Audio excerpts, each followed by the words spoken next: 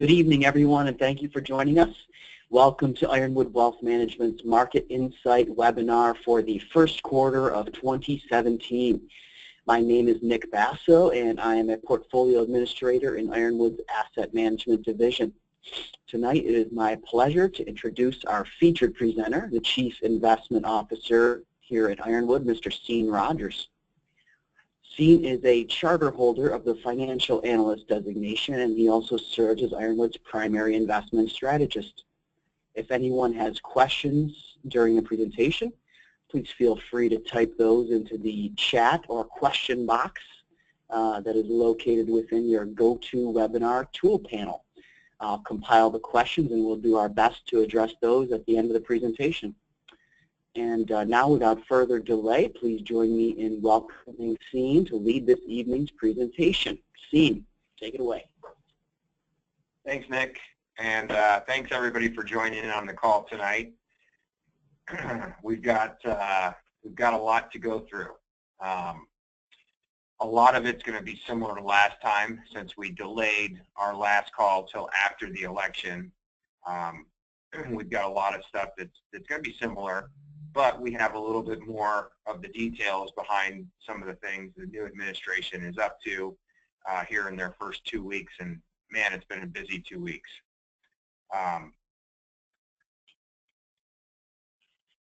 We also had Dow 20,000 since our last call, so we'll talk about that a little bit, even though we don't think it's that huge of a number. It's more of a blip on the radar here. But we're going to go through the U.S. elections and those long-term investment implications. Global economy picked up, so we'll talk about that. We'll talk about central banks, talk about interest rates.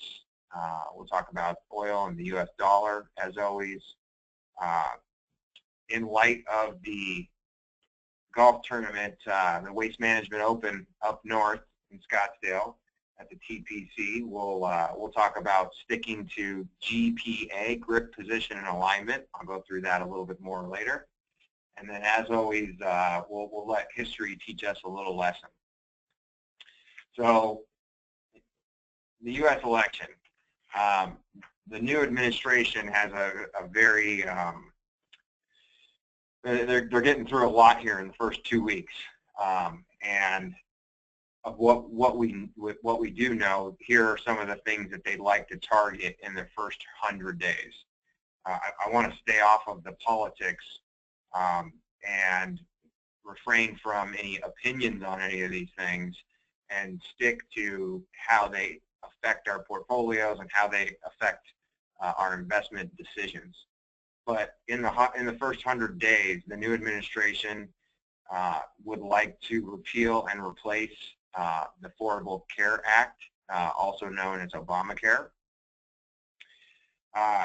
They've talked about tax reform, both on the personal side, lowering tax brackets, simplifying the deductions, and getting rid of personal exemptions, getting rid of the Medicare surcharge. They've talked about corporate tax reform. Then there's a bill that's being passed around that Paul Ryan has been a major component of, and he's been the prime creator of the bill that's going around right now, that would lower the corporate rate, and then also there'd be a possible border adjustment tax, and so they're talking through that. There are some other options. It sounds like the situation is pretty fluid there, but from what has been talked about, it sounds like at least the corporate rate's going to go down to somewhere between 15 and 20%. Which in and of itself is a huge deal when it comes to after-tax profits of the S&P 500 companies. So we'll talk about that later, and how we think that might impact earnings. Infrastructure spending, repairing airports and bridges and roads has been talked about. Regulatory reform, they're already starting to look at getting rid of some regulatory hurdles. And like I said, every day that's come out, there's been new executive action that where we're trying to comb through these things and look at how this is going to affect our long-term investment decisions. It looks like the new administration is going to likely try and rework trade deals and have them be on a one-on-one basis, where if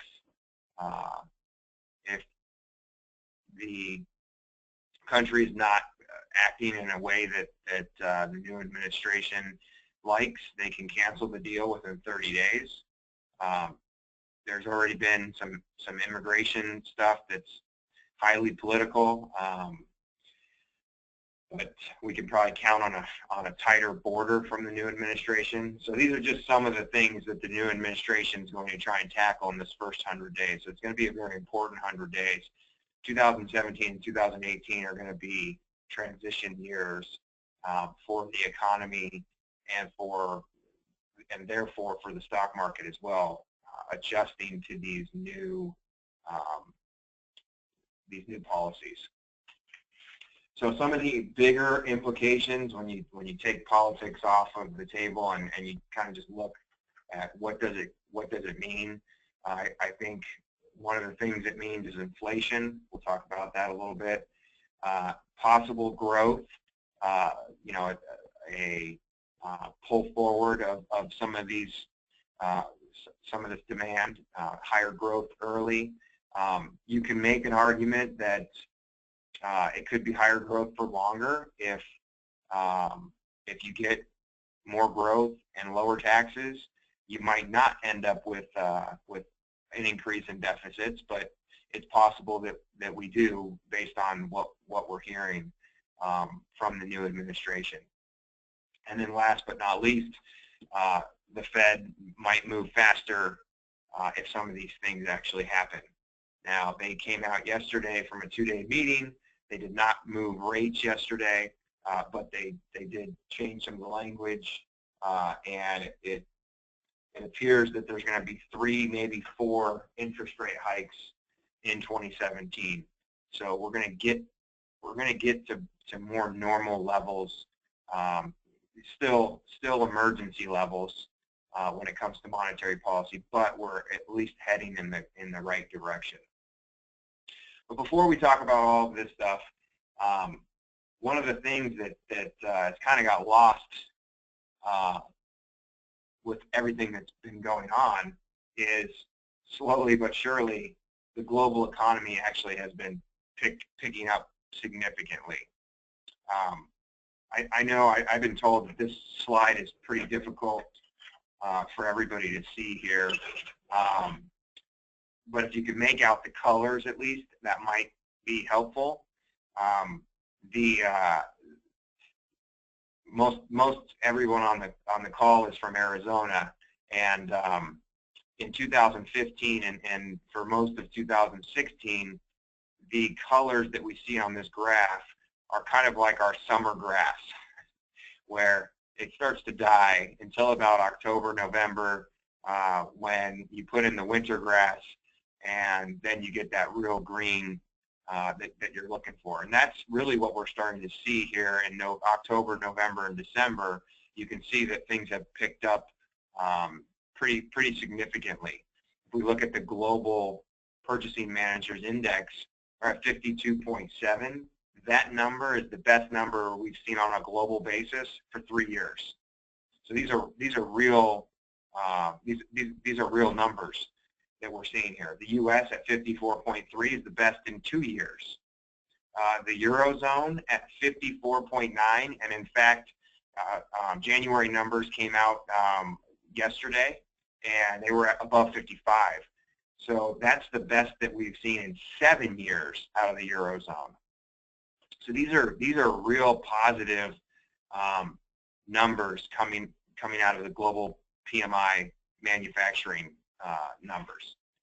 If we just focus on the U.S. and kind of look at what the U.S. economy is doing, the 10-year Treasury as of today is at 2.48%, which is a far cry from 1.6% that it was at the end of the third quarter in 2016. So October 1st, 2016, that 10-year Treasury was at 1.6%. We've almost seen a 1% move in the 10-year Treasury in a little over 3-4 months. That's a big move for bonds. So when we talk about bonds and interest rates, that'll be something that I hit on there too. ISM manufacturing, just a different way to look at the manufacturing posted here in the United States, had a 54.5 in December, a 56 in January. Non-manufacturing PMI, which is more substantial because it's a bigger portion of the U.S. economy, was at 57.2, which is the 83rd straight month that we've seen an expansion in the non-manufacturing PMI. We'll talk about the length of this expansion, and we'll talk about the stock market and the economy, and I'll kind of give you my thoughts, Ironwood's thoughts on where we think we can go from here. The U.S. economy produced 156,000 jobs in December. We get an employment report tomorrow. Most economists are forecasting over 200,000 for January. For January. And the current last December read was for a 4.7% unemployment rate. Most calls is for that to drop to 4.6% tomorrow. For all intents and purposes, the jobs market is fairly tight. We're pretty close, if not, butting up against full employment. Average hourly earnings increased 2.9% year over year for 2016. That's a significant number. And now when we start to see those wage increases, that's going to there's going to be some inflation that percolates because you're getting the wage inflation. And then, if you have some of these other trade tariffs, that can also add to inflation. So that's kind of just a 30,000-foot view of the U.S. economy and the global economy. So we're very positive on where the global economy and where the U.S. economy are currently, and the trajectory of both of those. Now, one of the things that we've heard a lot lately is that this expansion is long in the tooth, and I'd argue that, because I don't necessarily think it's really that long in the tooth. It's definitely not the beginning stages, but it's not necessarily going to be ending imminently either. You can see here that the length in time, number of quarters down here, it's about average. So there are a couple that have lasted longer and a few that have lasted shorter. However, if you look at the cumulative GDP growth, we're at about 14% cumulative GDP growth. That's barely past just one of these expansions.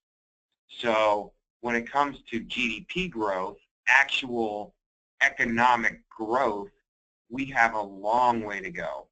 So I don't necessarily think it's necessarily the time of the expansion as much as the cumulative real GDP growth since the prior peak. So I think you could argue that we can still have some room to run in this expansion, especially if some of the fiscal stimulus and the tax cuts come to fruition like we believe that they're going to. Another way, so that was looking at it in the lens of the economy. This slide here looks at it in the lens of the stock market. And it looks at the last 9, if you include this one, the last 10 bull markets. And you can see once again, we're at 93 months, and we're at about 200% increase in stock price.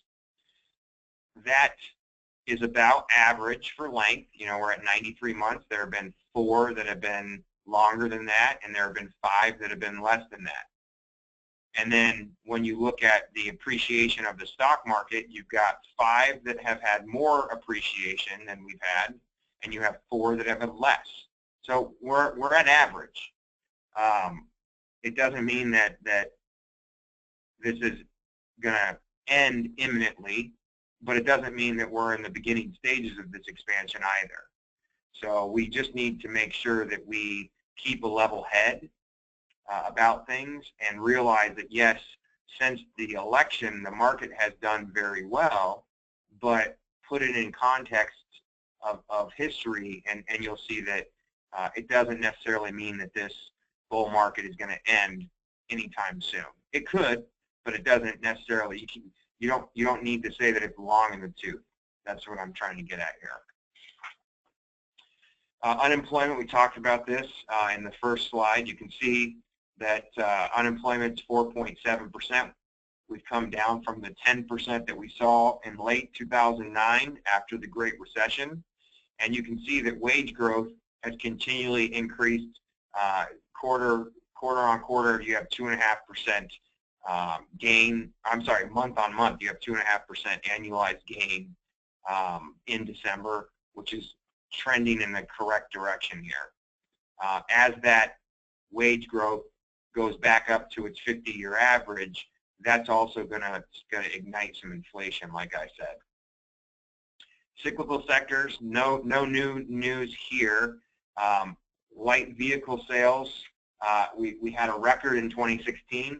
17.55 million units were sold in 2016, which is a new record. This number, 17.7, is the annualized monthly number, so it doesn't necessarily tell the whole picture. But in 2016, we had 17.55 million, which is a new record. So that's, you know, we're back up to higher than we were before the Great Recession.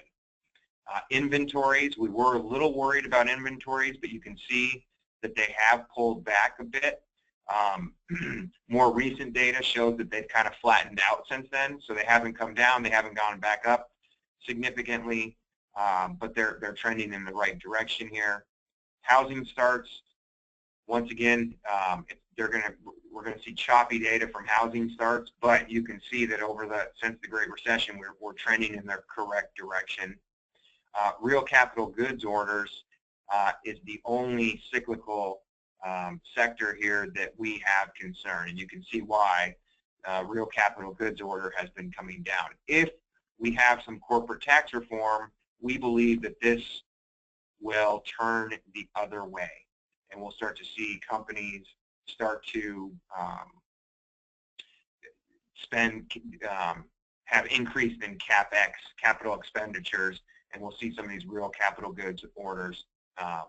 We'll see the trend start to go in the positive direction. Consumer, you know, we want to always look at how the consumer is doing. Not much has changed. The consumer is rather very strong. $7 in assets to every $1 in liability. As you can see here, there's a total of $105 trillion of assets in these various categories: homes, other tangible deposits, pensions, and other financial assets. And then total liabilities, most of which is mortgages, $14.9 trillion. So you've got $7 in assets to every $1 in liability. Household debt service ratio is the lowest we've seen in a very, very, very long time. Net worth, highest it's been. So the consumer's got to feel pretty good at these levels. Their income's going up, housing is affordable, gasoline prices are not astronomical, and we have a decent job market. So those are all positive things for the consumer, which makes up 70% of the U.S. economy. International. I want to spend just a little bit of time. I'm going to go through these next 3 slides pretty quick. Europe has seen a very, very strong recovery. We're looking at numbers that we haven't seen in 7 years. So very, very positive out of Europe. Japan, we still have a big stimulus there. Their valuations are very attractive, and we'll go through that in another slide. But their growth still is pretty stagnant. They've done this huge fiscal stimulus, and it's bumped up wage growth a little bit. But the price of their stock is also very, very, very, very, very cheap in relation to history. And this is one of the reasons why, because they've just been stagnant for so long. China has improved tremendously since last year. We had a little bit of a scare early last year when all the global markets, late 2015, early 2016. Since then, China's looked a lot better. Their cyclical sectors show that. I'm not going to spend a lot of time on those because I'm going to spend a little bit more time later in the presentation going over those. Central banks. It was almost, yesterday was almost boring. You know, the Fed had its meeting and it was kind of on the back burner because everyone's talking about the new administration and the first 100 days and the executive orders, and you know, the Fed got kind of pushed to the back burner this cycle. But believe me, they're a very important factor. And we want to make sure that we're still looking at where their policy is and the implications that it has. So this is the yield curve in December 2013 and then 3 years later. And you can see that the curve has flattened a bit since December 31st, 2013. It is time for increased rates. Increased rates will ultimately be a good thing moving forward, although bond portfolios will probably take it on the chin, especially long duration bond portfolios. It means that bonds going forward will pay us higher yields. And just to give you an idea, the household interest versus expense, we've got $1.4 trillion in household income as interest, and we have $350 billion in expense. So we have $1 trillion more, about $1 trillion more in income associated to interest rates versus expenses. And if we go back to that consumer balance sheet, you can see mortgages are not a huge portion of assets. Now, a big portion of these assets are interest-bearing assets. So as interest rates go up, we're going to have more income to go spend. And yes, the expense side is also going to go up, but that's a much smaller number if you're looking at those numbers. So we believe that as interest rates increase, now there's a tilting point to where if interest rates increase too quickly, it can have ramifications.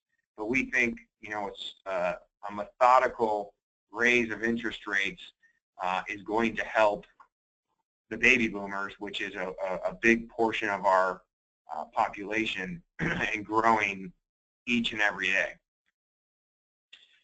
The last 5 rate hike cycles, you can see the interest rates increased and the yield curve flattened. So here the blue line is before, the gray line is after. So interest rates increased and the yield curve flattened, meaning short rates increased and flattened. So you've got increase and flat, increase and flat, increase and flat, increase and flat. So we expect something very similar, increase in interest rates and flattening of the yield curve. We believe it's going to take a lot longer than in past. It already has. We've had only 2 rate hikes in the past year and a half almost, and since they started the rate hike cycle. We've only had 2 rate increases in the last 8 years, 9 years. So this is going to be a little bit different than recent history has showed, but the end result is going to be higher rates and a flatter curve in our estimation. What did the election do to interest rates? I told you I was going to talk about this earlier. You can see that for the last 30-ish years, interest rates have been going down. We've had a bull market in bonds. One of the reasons why is because for the majority of this 30 years, interest rates have been going down. We've had a couple of spikes. In 2013, we had the taper tantrum, which is right here. And you can see after Trump was elected, we had something very similar, almost identical to the taper tantrum.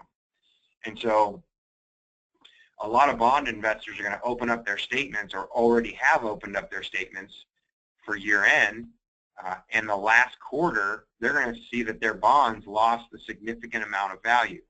If you just look at the Barclays global aggregate, over the last quarter, it lost almost 10%. It was about 9% that it lost in 3 months, a bond index, a global bond index. So that is something that we're definitely going to want to keep an eye on, and we're going to want to make sure that our duration in our bond portfolio is a little bit shorter if we believe that interest rates are going to continue to go north, which we do believe that they're going to continue to go north. So when we look at bonds versus stocks, we're going to be a lot more in favor of stocks versus bonds in this type of an environment. And there's another chart that I'll show you a better representation of that later in the presentation. So I'll get to that. Oil markets and the U.S. dollar. So it's been a couple of quarters now where the U.S. dollar has stabilized. In 2014, exact opposite from stabilized. It had a huge, significant jump in 2014 and a little bit in 2015. Since then, and if we were to update this, the dollar's actually come down pretty good so far this year. We're at about 94 on this chart. But you can see since the initial spike up in the dollar, yeah, we've had some turbulence, but we stayed around 90, 95 the entire time in most of 2015 and most of 2016. So what does that do? That stabilizes the dollar, and it helps for earnings, and I'll get to that here in 2 slides. But the other thing that has stabilized, and it works a lot with the U.S. dollar, is oil. And so in 2014, how the dollar appreciated really fast, you can see that oil lost value very fast and has since stabilized between $50 and $55 a barrel over the last, we've had, it's volatile, it hasn't stayed right there, but you can see that we're starting to consolidate there, and it's stabilized versus that precipitous drop that it had in 2014. So those 2 things, if you haven't heard any of my Guide to the Markets calls, the Ironwood insight call here,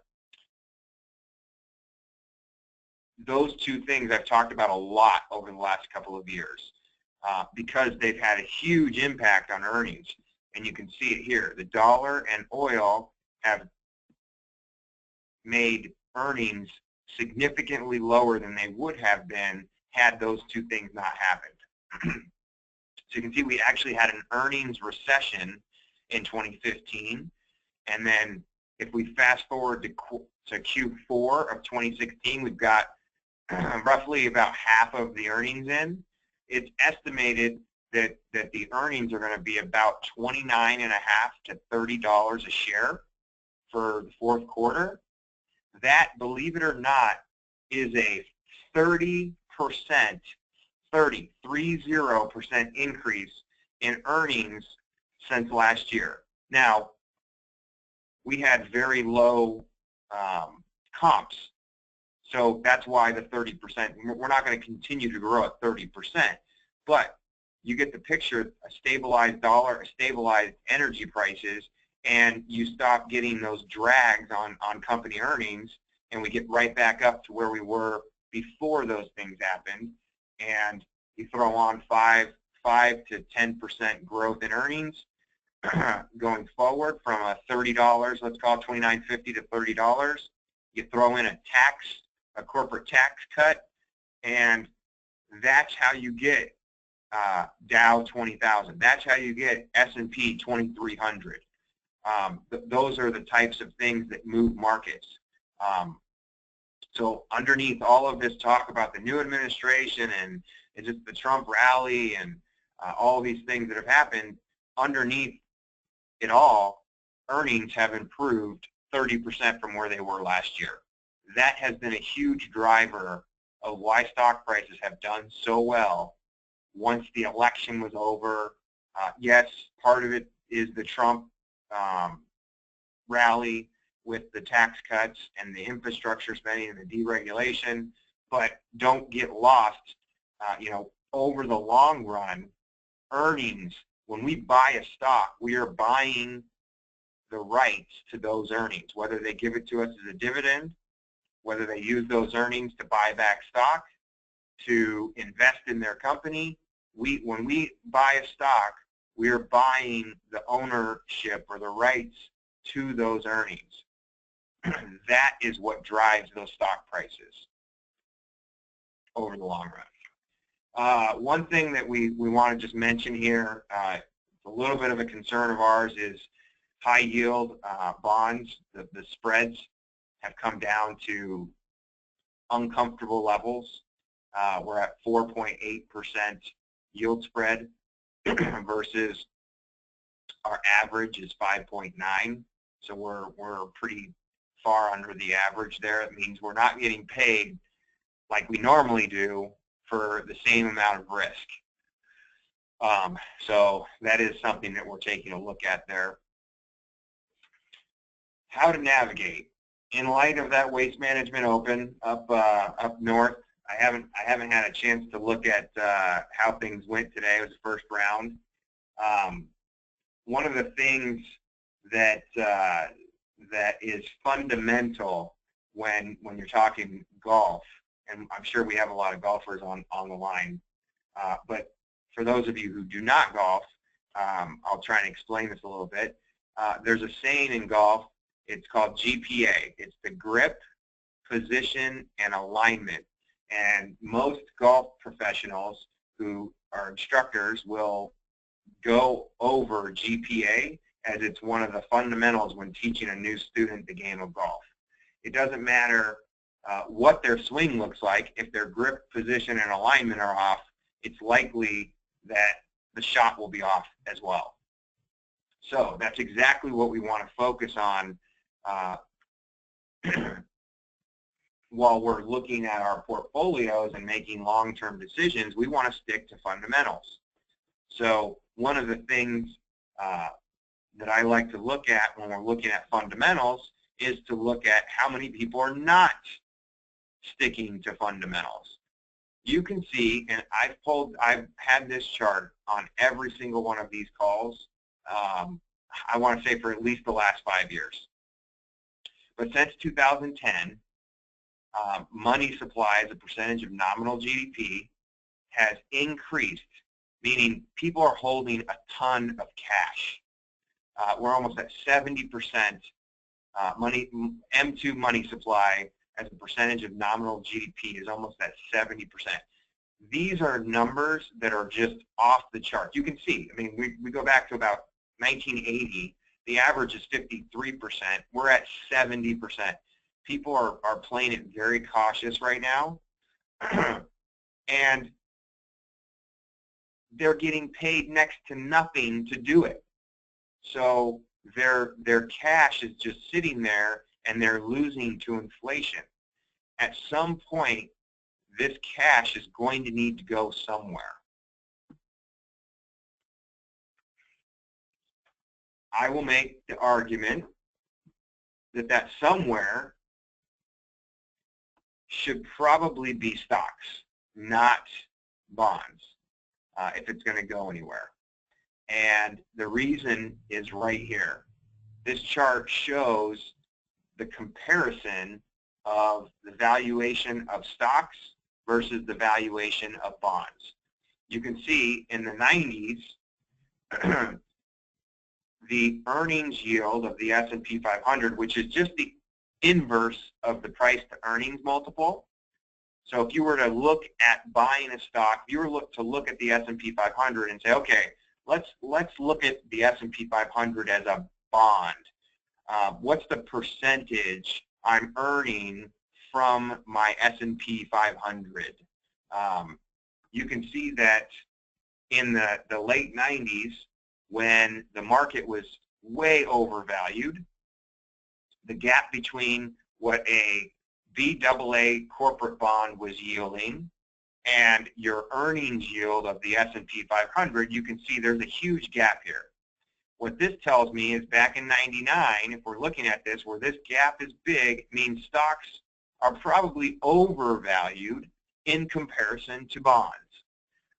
So in this period of time, it probably would have, and we have hindsight to show us this is exactly the case, it would have been best for us to have a larger exposure to bonds than to stocks. Well, after the Great Recession, that gap went exactly the opposite way. And since then, stocks have done very well and bonds have not done as well. And if we look at what the gap is today, we've got the earnings yield of the S&P 500 at 5.9%. And we've got the Moody's BAA yield at 4.3%. So just looking at which is more attractive, the S&P or the Moody's BAA yield, I would argue that the S&P is a better place to be, meaning stocks are a better place than bonds. Now, taking this a step further, if we know the S&P is a decent place to be versus fixed income, I want to also bring to your attention that I think that international stocks are a good place to be. And I added this slide in a few times ago, and I'm not going to spend a ton of time on it, but I do think it's important to bring this up.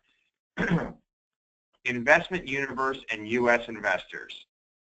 This shows the local or the bias towards your home country, and it shows it in a different, it shows it within the United States, but it also, if we were to look at this country by country, you would also see the same type of phenomenon. So we've got global GDP.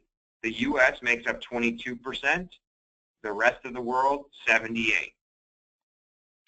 Global stock and bond markets, the U.S. makes up 36%, the world 64%. A U.S. investor's allocation is almost 75% U.S., 25% global. Even though it's almost reversed when you actually look at where global GDP comes from and where global stock and bond markets, where it's represented. So now we take this a step further and we say, okay, within the United States, those folks who live on the East Coast, by the big financial institutions, by Wall Street, if you look at their portfolio has 9% more tilted to financials. They've been pretty happy over the last couple of months because their portfolios probably have done pretty well. Financials have done very well. But that's beside the point. The point is they have a bias to financial companies because of the region that they're in. The West Coast, Silicon Valley, you have 10% overweight to technology within these states over here. So there's obviously a bias. We've got the Midwest, industrials, and the South in energy. Totally makes sense. So we're just seeing this. You invest in what you're familiar with. You invest in what you're familiar with, which is the U.S. Well, there's a lot of other opportunities outside the United States, and we believe, and we've been in this camp for a while now. We believe that there's more opportunity outside the U.S. than inside the U.S. So if we just take a look at this slide, this is a new slide, so I'm going to spend a little bit of time with it. You can see that U.S. markets, if we look at global valuations and we look at the 25-year historical valuations, U.S. valuations at 17.2 times, you're a little overvalued in relation to history, but not significantly. The developed market, we're about average valuation. Japan, significantly undervalued. Europe, average valuation. Emerging markets, undervalued. Okay, these are valuations. So we look at valuations first and say, okay, there's probably some opportunity in Japan, and there's probably some opportunity in emerging markets if their PE multiples, or some of these are PE multiples, some of them are book multiples, but if their valuations go to normal, if people pay what they normally pay for these areas, we might get some decent results. Well, that's only part of the story. That's the multiplier, the earnings multiple part. The other part is on the left here, global earnings. Well, since the Great Recession, the U.S. is at all-time high earnings. Doesn't mean that they're going to drop off immediately. It just means they're at all-time high earnings. They're significantly higher than they were before the Great Recession. Japan, emerging markets, and Europe are all significantly lower when it comes to earnings than they were pre-crisis, with the exception of Japan. But emerging markets and Europe especially, so you throw in, okay, we could possibly have some earnings growth if we get back up to the peaks that we were at prior, and we have multiple expansion. That could be a double whammy in the positive direction for some of these areas. So that's why we're such a big fan of investing in stocks that are outside the United States right now. Commodities. You probably hear us talking about commodities a lot. There's a couple of reasons why we want to have commodities in the portfolio. And once again, fundamentals here. GPA, grip position alignment. We don't want to have just a portfolio of stocks that are going to go up and go down and go up and go down. We want to have assets inside the portfolio that are lowly correlated or possibly negatively correlated to stocks. You throw in bonds, great. Now you have an asset class that's negatively correlated to stocks for most parts. Usually that's the case.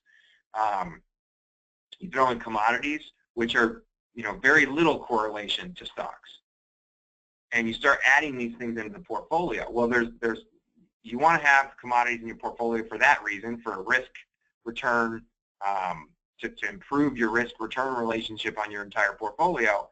But then above and beyond that, if we look at the Bloomberg Commodity Index and we look over recent history, you can see that it's significantly, almost 2 standard deviations, 1.5 standard deviations below its recent average price.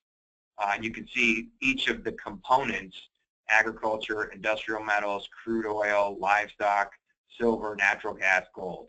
So gold and natural gas are a little closer to their recent history prices, whereas all these other ones are pretty significantly lower. And if we look at the Bloomberg Commodity Index as a whole, you can see it's about 1.5 standard deviations below its recent normal average price.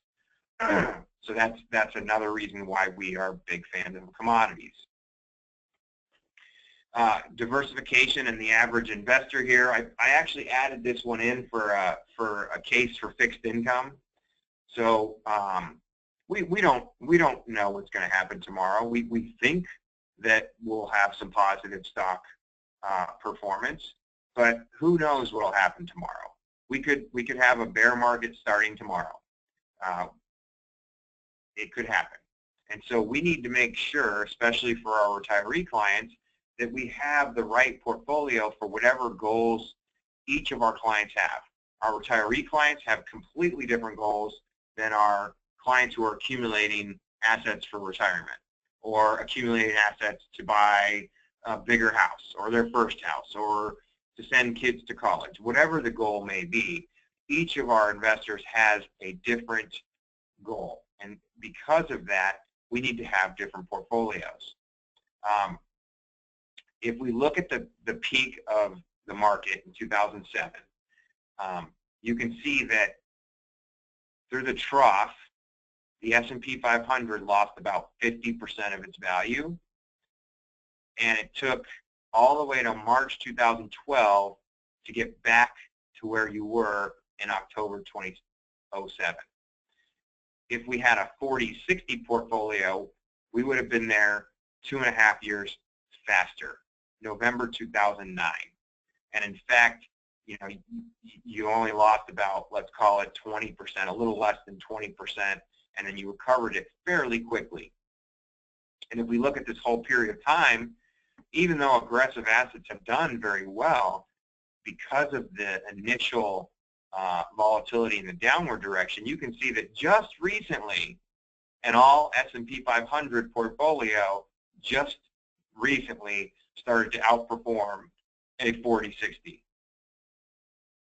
Now, that could continue on for years, or it could turn around tomorrow. We don't know, and that's why we need to have, depending on your goals, you need to have some sleeve of fixed income in the portfolio. Even though we are not huge fans of it right now, fixed income does serve a purpose. It helps stabilize our portfolio, and it helps drive income into the portfolio.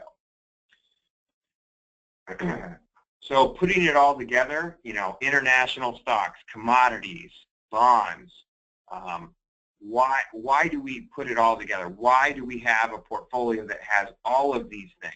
Well, this graph right here shows why. If we look at emerging markets, we can see that the annual volatility is very high. The annual excess return has been low over this period of time. Normally it's higher than this, but let's just take that out of this equation right now. The Sharpe ratio, which is what is my, for every unit of risk I'm taking, what return am I getting? So we've got a Sharpe ratio with emerging markets of 0.07. We've got a Sharpe ratio for international developed of 0.13. We have a Sharpe ratio of the Russell 2000 of 0.34. So this is how many units of return am I getting per unit of risk? So you just divide return by standard deviation. That gives you that Sharpe ratio. S&P 500, 0.38. Now, if we add all of these, the asset allocation portfolio, which just quickly, it's 25% in the S&P, 10% in the Russell, 15% in EFA, 5% in emerging markets, 25% in the Barclays aggregate, 5% in short-term treasuries, 5% in market neutral, 5% in commodities, and 5% in REITs. If we have a more diversified portfolio, not only do you lower your risk, so you're taking less risk than any of these individually, but you're also getting a higher return per unit of risk significantly than any one of these.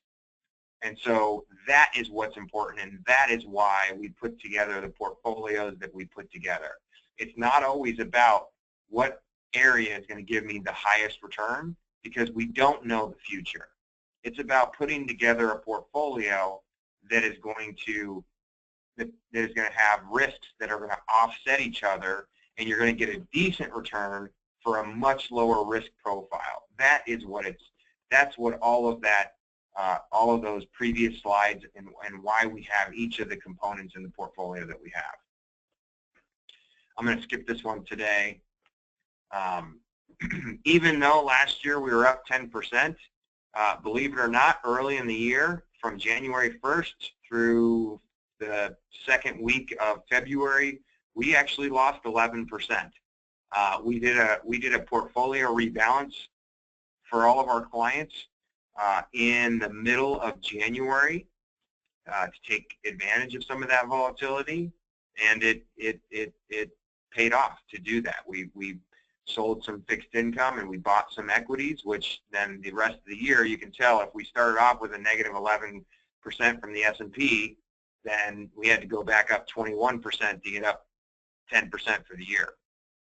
So even though we were up 10% for the year, we did have some volatility at the beginning of the year.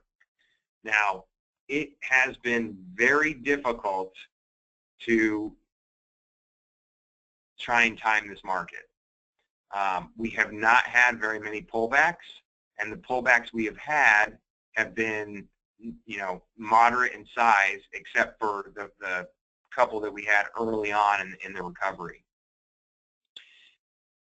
If you had gone to cash at any point in time, you would have missed the subsequent recovery, and then if you would have waited till the market would have gone back down to where you got out, you'd still be in cash right now. So it's very difficult to try and time this market. It's about time in the market, not timing the market.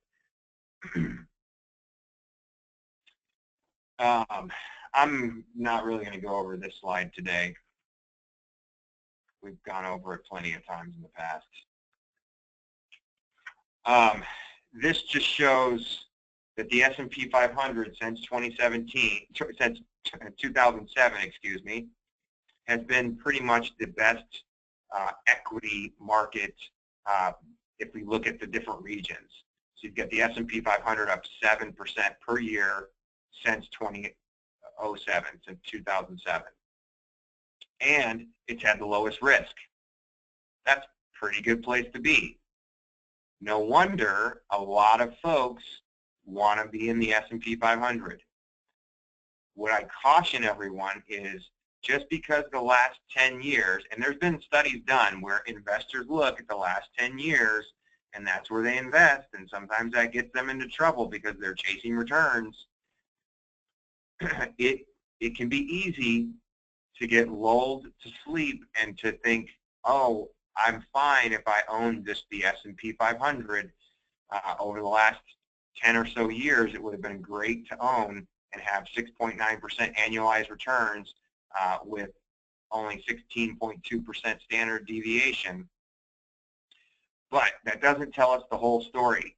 If we just go to a slightly different 5 years back further, you get that same return in a very similar risk profile, but you underperformed an asset allocation portfolio that had a third less risk. You have 11% standard deviation and a 6.9% return. And that's just looking at a 5-year period of time. So it's not always if we look at 2003, 2004, 2005, emerging markets, first or second, 2003 through 2007. Then, if we look down here, down 53%, down 18%, down 2, down 14. What is at the top usually ends up at the bottom, and what's at the bottom usually ends up at the top. And unfortunately, we don't know what year is going to be what. If we had a crystal ball, this would be very easy. Unfortunately, we do not have a crystal ball. Keeping up with the golf analogy, if we build an asset allocation portfolio that has all of these things, we can hit the ball right down the middle. Notice how the asset allocation portfolio is never the highest returning piece, but it's also never the lowest. And when you look at the end game, it's got a pretty decent return with a very decent risk profile. That is what we're trying to do when we build portfolios. So with that, the investment implications have not changed much since last time. Most of this stuff is very similar.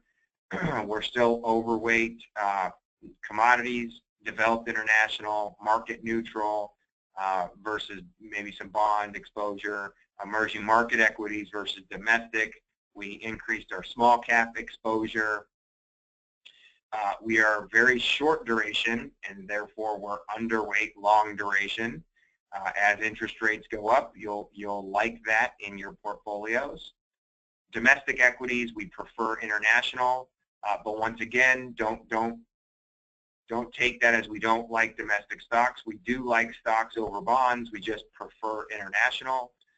REITs in an increasing interest rate environment probably aren't going to do as well. Same story with utilities. And then the U.S. dollar, we think, has gotten a little ahead of itself. We've started to see that actually come the reverse direction. We think that might continue here in 2017. So those are our investment implications. And with that, it's almost 6 o'clock here, so we're going to go ahead and open it up to questions. Thanks, everybody. And as Sean mentioned, please feel free to type your questions into the chat box or the question box that is attached to your GoToWebinar toolbar.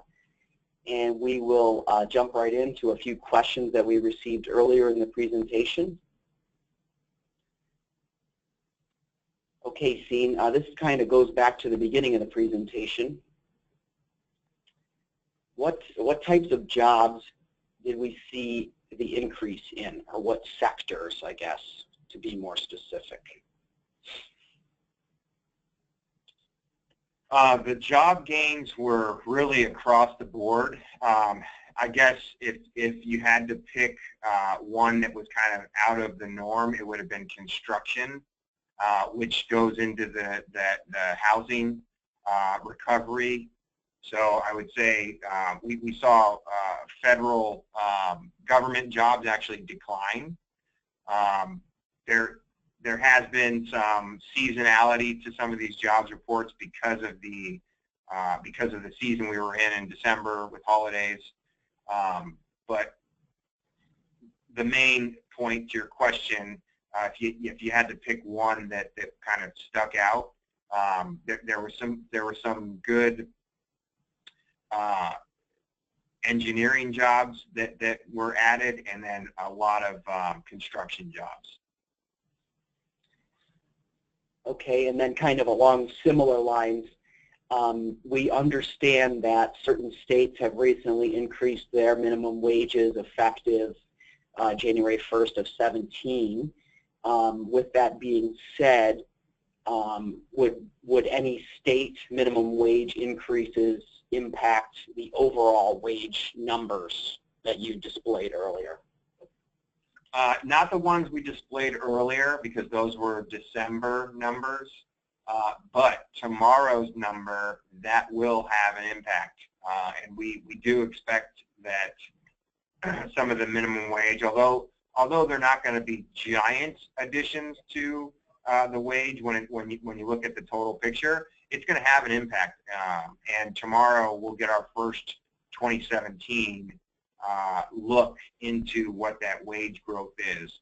And we believe wages are on the uptick, and we like to see that because that's going to create economic growth, and that's ultimately what we want to see here now that we're at almost full employment. We've got a tight labor market.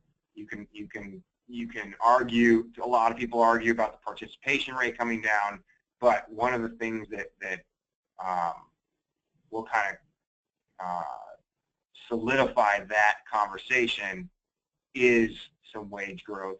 But you are 100% correct. The increase in minimum wage is going to have an impact on tomorrow's numbers.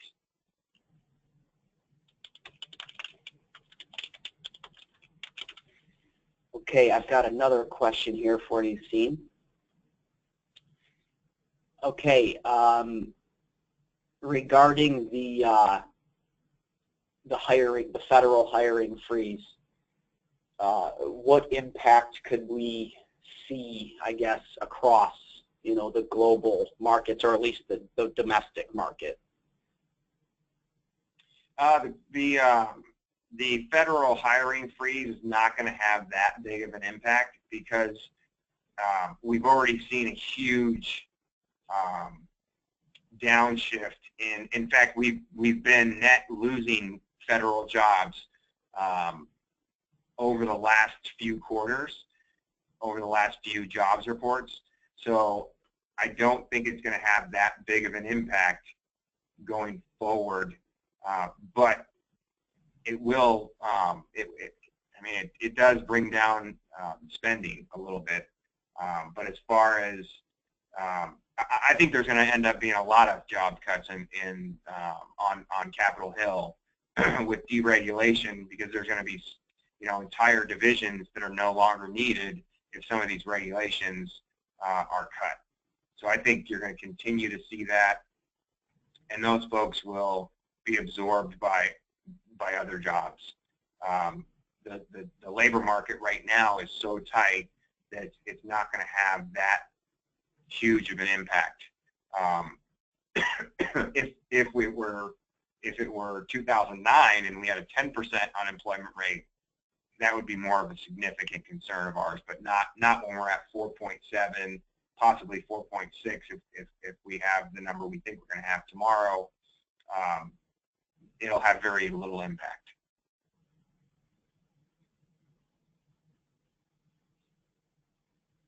Okay, that's all the questions that we have. If anybody happens to think of something later in the evening, absolutely send us an email or bring it up as a talking point with your next meeting at Ironwood. Beyond that, Sina, you want to make some concluding remarks? I just want to thank everybody for joining us on the call. If you have topics that you would like us to focus on next quarter, if you could send those to Nick or I, we'll make sure that we add some slides that specifically go over some of those questions you might have. So any participation on your part would be great, because then we could tailor the content to what you guys want to hear. With that, the next webinar is going to be the first Thursday in May, and I hope everybody enjoys their weekend.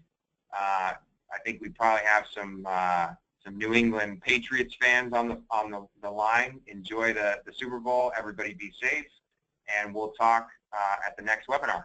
Thank you very much.